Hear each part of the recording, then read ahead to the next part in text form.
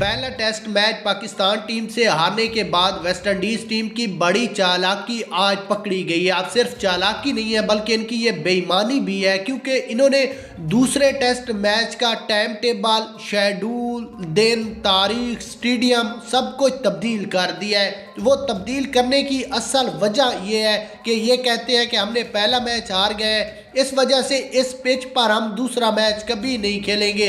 सिर्फ दूसरा मैच इस पिच पर नहीं खेलेंगे बल्कि हमने इस मैच का टाइम टेबल, शेड्यूल सब कुछ तब्दील करना है, और वो इन्होंने कर भी लिया है। यहाँ पर आपको मुकम्मल तफसीलात बताते हैं उससे पहले आपने इस वीडियो को लाइक करना है और कमेंट्स में बताना है कि क्या ये मैच फिर भी जीत पाएंगे या नहीं। उसके बाद अगर ये मैच की बात कर लें तो पहले ये मैच 23 जनवरी को खेला जाना था, लेकिन वेस्ट इंडीज़ टीम का ये तब्दील करने के बाद ये मैच 24 तारीख को पाकिस्तानी वक्त मुताबिक 12 बजे शुरू होगा। इन्होंने कहा कि पहले ये 9:30 बजे शुरू होना था, क्योंकि पाकिस्तान में मौसम बहुत ख़राब है, धुंध होती है सुबह, और ये नहीं मैच हम सुबह खेल सकते।